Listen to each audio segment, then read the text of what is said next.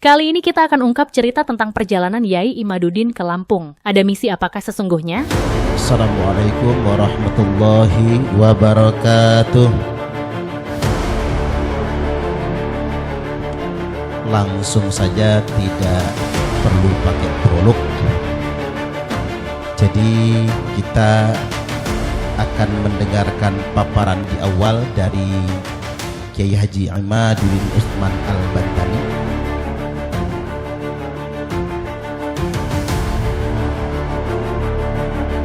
Baik, kita langsung mendengarkan paparan.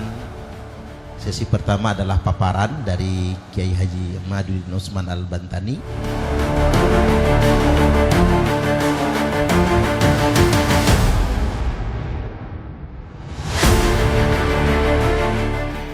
Lampung, khususnya Pringsewu, adalah gudang para habaib dan mukibin. Ke tempat itulah salah satu tujuan Yai Imaduddin melakukan safari dakwah, meluruskan pemahaman Islam dari para mukibin yang selama ini sudah disesatkan oleh para habaib, sekaligus menyadarkan para habaib dengan mengadakan dialog agama yang berdasarkan Quran dan hadis. Kita ketahui bersama, selama ini para habaib berdakwah hanya bermodalkan cerita-cerita dari para leluhurnya yang cenderung mengada-ada dan memelintir ayat demi keuntungan golongan dan pribadi.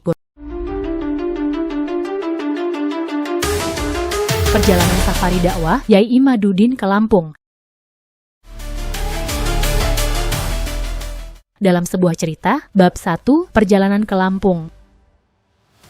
Angin berembus lembut di hamparan sawah yang luas. Matahari sore mulai turun ke peraduannya, menyinari pesantren sederhana di pelosok Lampung. Kiai Imaduddin melangkah pelan melewati gerbang kayu pesantren itu. Para santri yang sedang duduk di serambi segera berdiri dan menyalaminya dengan penuh hormat. "Assalamualaikum Kiai," sapa seorang santri dengan penuh takzim. "Waalaikumsalam warahmatullah," jawabnya sambil tersenyum. Ia sudah beberapa kali datang ke pesantren ini, tapi kali ini berbeda. Kedatangannya bukan hanya untuk mengajar, melainkan untuk membahas satu isu yang semakin hangat diperbincangkan, klaim nasab keturunan Nabi Muhammad yang dilakukan oleh kelompok tertentu, terutama kaum Ba'alawi. Isu ini bukan sekadar perdebatan akademis, tetapi sudah menyentuh aspek sosial, keagamaan, dan bahkan politik di lingkungan Nahdlatul Ulama.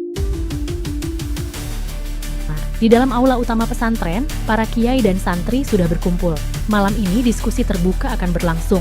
Tema yang diangkat, nasab Ba'alawi, antara fakta dan fiksi. "Kiai, di Lampung ini banyak yang mulai mempertanyakan klaim itu. Kami ingin tahu lebih dalam," kata Kiai Hasan, salah satu pengasuh pesantren. Kiai Imaduddin mengangguk, "Insya Allah, kita bahas dengan bukti. Tidak ada niat menjatuhkan siapapun, hanya mencari kebenaran." Bab 2, diskusi ilmiah dan ketidakpastian sejarah. Di dalam aula, para hadirin duduk melingkar. Kiai Imaduddin membuka diskusi dengan tenang. Ia mulai menjelaskan bagaimana klaim nasab keturunan Nabi harus diverifikasi secara akademis, bukan sekadar diwarisi secara turun-temurun tanpa bukti. Dalam sejarah Islam, nasab Nabi Muhammad dicatat dengan sangat ketat hingga beberapa generasi awal. Namun setelah itu ada banyak celah dan ketidakpastian. Misalnya klaim bahwa Ahmad bin Isa hijrah ke Yaman dan menjadi leluhur Ba'alawi. Kita harus bertanya, dari mana sumbernya? Apakah ada bukti sejarah tertulis yang bisa dipertanggungjawabkan? Para hadirin mulai berbisik-bisik. Salah satu santri mengangkat tangan. "Kiai, bagaimana dengan kitab-kitab yang sering dijadikan rujukan habaib?" "Itulah masalahnya," jawab Kiai Imaduddin. "Banyak kitab nasab yang sering dijadikan rujukan tidak memiliki rantai sanad yang jelas. Bahkan ada yang baru ditulis ratusan tahun setelah peristiwa yang diklaim terjadi. Kalau kita ingin bersikap ilmiah, kita harus menguji keabsahan sumbernya." Seorang Kiai senior, Kiai Isamuddin, ikut menimpali, "Ini masalah besar bagi NU. Jika kita tetap diam, kita sama saja membiarkan ketidakbenaran merajalela. Kalau benar mereka keturunan Nabi, tentu kita hormati, tapi kalau tidak, kita harus berani mengoreksi." Bab 3, PBNU dan fenomena dawir.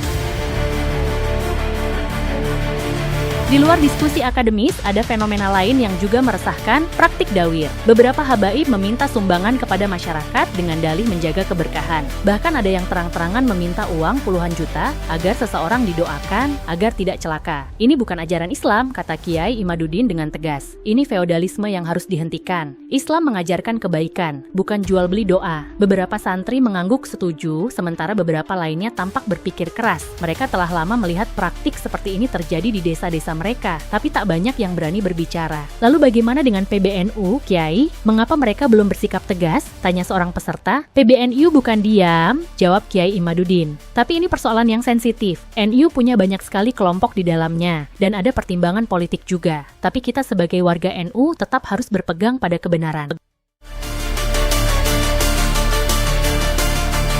Bab 4, tantangan 500 juta dan debat besar. Di media sosial, isu ini semakin ramai. Seorang Habib terkenal menantang siapapun yang bisa membuktikan bahwa Ahmad bin Isa tidak hijrah ke Yaman akan diberi hadiah 500 juta rupiah. Tantangan ini menjadi viral. Saya siap debat, kata Kiai Imaduddin di salah satu podcast. Tapi debat bukan untuk mencari sensasi. Ini soal ilmu. Kalau memang ada bukti sejarah yang valid, tunjukkan. Beberapa orang mulai mengumpulkan kitab-kitab yang disebut sebagai bukti. Namun setelah diteliti, tidak ada satupun yang memiliki sumber primer yang jelas. Semua hanyalah cerita turun-temurun tanpa konfirmasi akademis. Bab 5, pesan untuk generasi muda NU. Kembali ke pesantren, Kiai Imaduddin duduk di depan para santri. Ia menatap mereka dengan penuh harap. Santri harus kritis. Kita tidak boleh asal percaya hanya karena ada yang mengatakan ini ajaran leluhur. Islam mengajarkan kita untuk berpikir, menganalisis, dan mencari kebenaran dengan ilmu. Seorang santri muda bertanya, Kiai, kalau kami mempertanyakan sesuatu yang sudah dipercaya masyarakat, apakah itu tidak dianggap durhaka? Tidak, jawab Kiai Imaduddin lembut. Para ulama besar dalam sejarah Islam sering berbeda pendapat. Imam Syafi'i dan Imam Malik saja berbeda dalam banyak hal, tapi mereka tetap saling menghormati. Jangan takut berbeda pendapat, asalkan dengan ilmu dan akhlak yang baik.